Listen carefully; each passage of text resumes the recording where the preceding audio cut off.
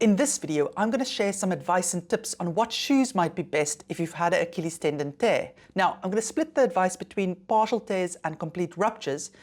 Because you're going to be in a boot for such a long period of time when you've had a complete rupture, there are one or two things in a shoe that might help you more that's different from partial tears.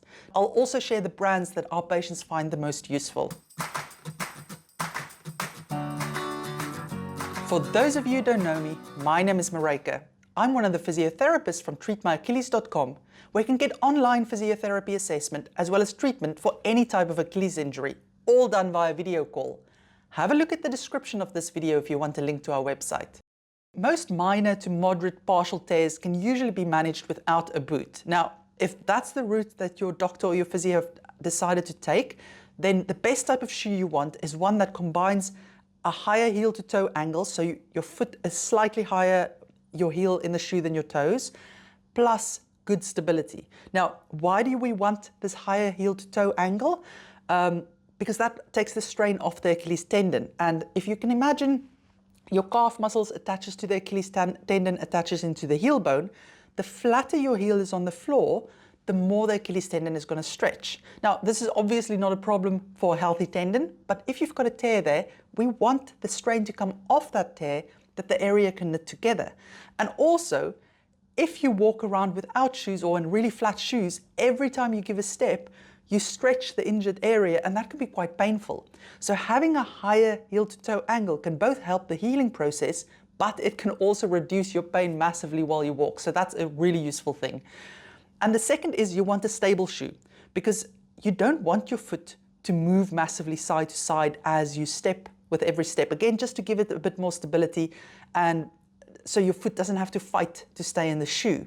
Now, an example of a shoe that would be too unstable is anything like the Nike running shoes. A lot of them, you get those ones that feels like marshmallows on your feet, or even the high performance running shoes with the carbon plates in them. When you walk on them, you can feel the foot doing that the whole time. So they are not ideal. You want a good old solid shoe. Now, brands that work really well for this are usually Asics or Brooks, and you're looking for something with a heel to toe drop of at least 10 millimeters, but 12 is better, but I don't think they make 12 anymore. They used to make 12 millimeters a lot. Yeah, so I'll put links in the description to some shoes that can work for that, because it's not all the Asics or all the Brooks that works for it. But also, if you like a certain shoe and you just Google what's the heel to toe angle, you'll get a result for what it actually is, and you can make a decision. But if you have running shoes and they don't have a big enough heel to toe angle, but you don't really want to buy new shoes, then a much cheaper and useful option is also to just get some heel raising inserts that you can get off Amazon for really cheaply, and they just lift the heel a little bit, and it's a nice temporary measure, because remember, this is not a permanent thing. As soon as your Achilles is healed or as your rehab progresses, you can go back to normal shoes and transition to walking barefoot even. It's not a problem, your Achilles will be fine. It's just for that initial period, for the first couple of months or so, that you may want to offload the tendon a bit. Now, if you're finding this information useful, please remember to hit like and subscribe. It will help the channel reach more people who can benefit from this. If we move on to complete ruptures or large partial tears, then in that case, you're going to be stuck in a boot for quite a few weeks. And this is regardless of whether you have surgery or not. So what we're looking for in a shoe then is basically 4 different things.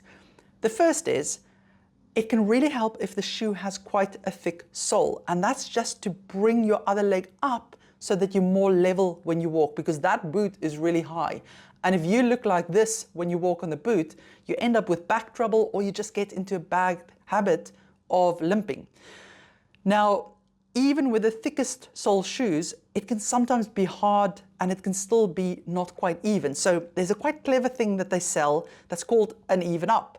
And it's basically just a piece of rubber that you can strap onto the bottom of any shoe, and it brings it up a bit. So if you find your shoe is not high enough, getting an even up is a really good solution for that period while you're in the boot. Secondly, when you come out of the boot, your foot muscles will actually have lost quite a bit of strength, because they've now been in this boot for 6 to 8 weeks and they've not had to work.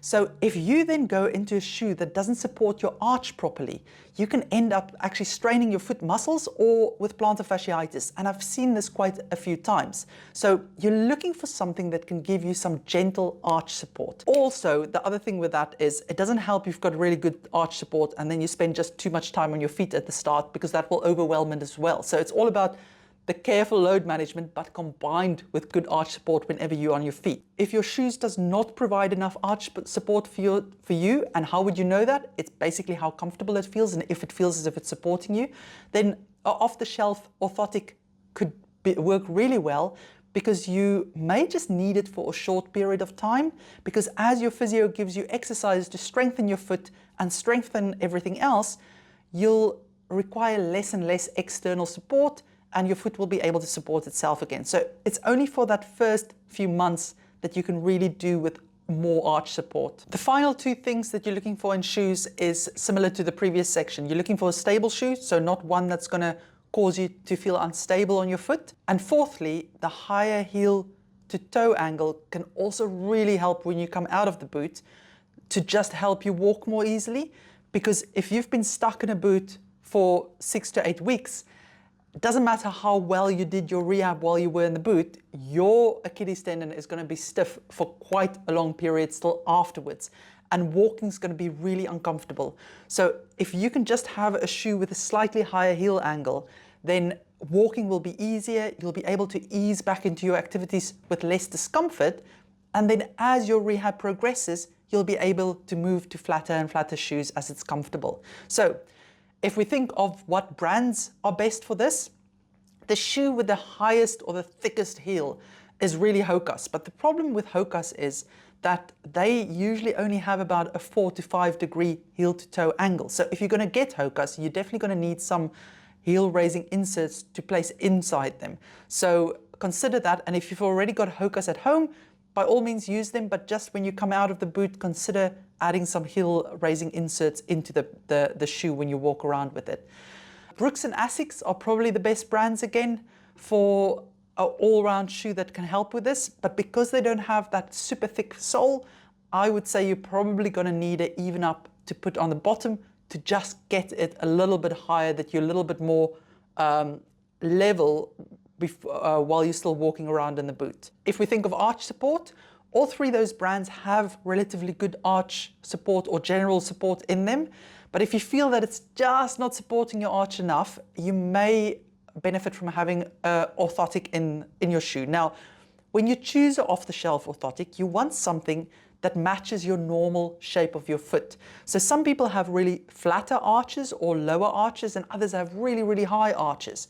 If you're going to have an orthotic that's too high for your arch and you've got a flat foot, it's going to force your foot to turn out as you walk, and that's going to cause you trouble.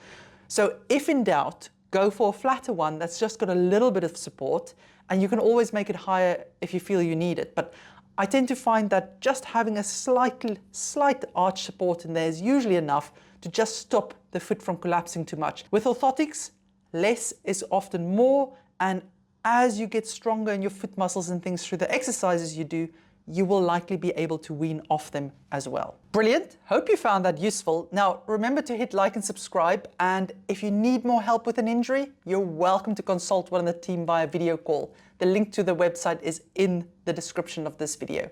Take care.